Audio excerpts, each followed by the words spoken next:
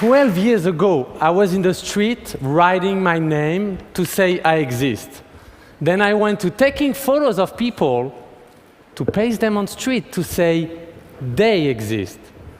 From the suburbs of Paris to the wall of Israel and Palestine, the rooftop of Kenya to the favelas of Rio.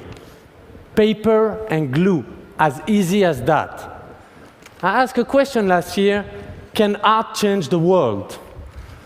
Well, let me tell you, in terms of changing the world, there have been a lot of competition this year, because the Arab Spring is still spreading. The Eurozone has collapsed. What else? The Occupy movement, find a voice. And I still have to speak English constantly, so there have been a lot of change.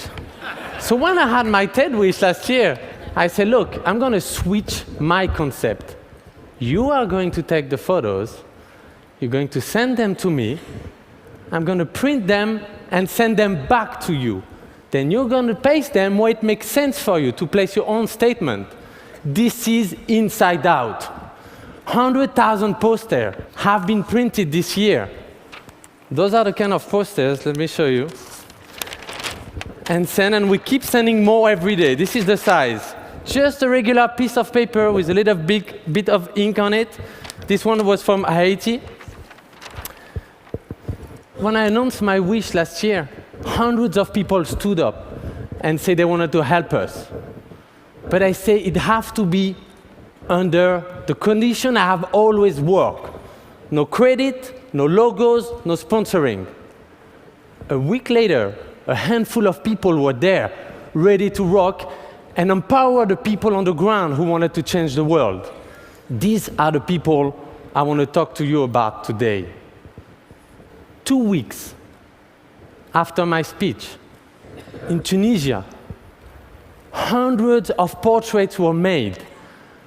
And they pasted every single portrait of the dictator by their own photos. Boom! This is what happened. Slim and his friends went to the countries and pasted hundreds of photos everywhere to show the diversity in the country. They really make Inside Out their own project. Actually, that photo was pasted in a police station, and what you see on the ground are ID cards of all the photos of people being tracked by the police. Russia. Chad wanted to fight against homophobia in Russia. He went with his friend in front of every Russian embassy in Europe and stand there with their photo to say, we have rights. They used Inside Out as a platform for protest. Karachi, Pakistan. Charmin is actually here. She organized a TEDx action out there and made all the unseen faces of the city on the walls in her town. And I want to thank her today. North Dakota. Standing Rock Nation in this Turtle Island. DJ Two Beers from the Dakota Lakota tribe wanted to show that the Native Americans are still here.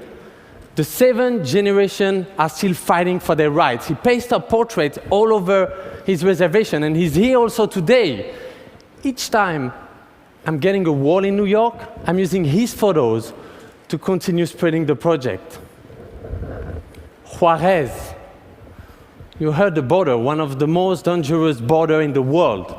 Monica have taken thousands of portraits with a group of photographers and covered the entire border. Do you know what it takes to do this? People, energy, make the glue, organize the team. It was amazing.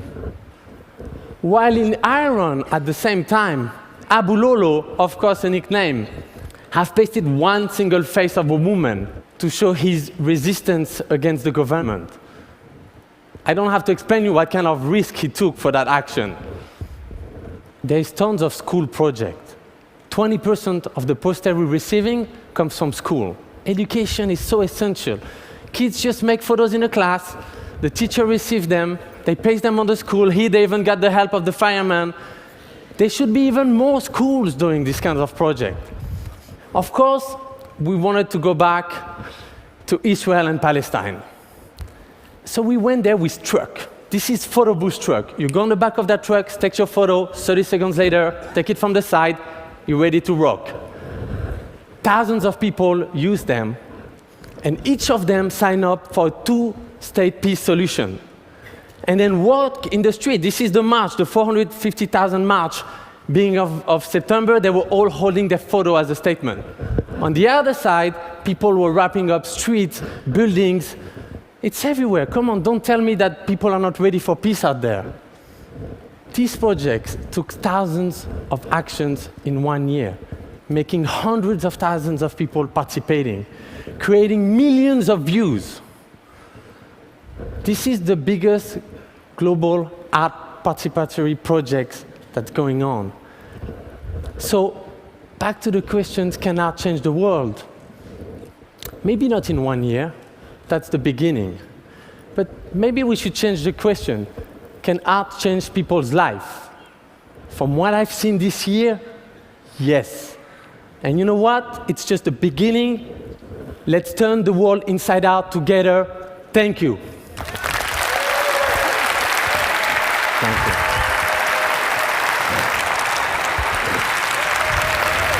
Thank you.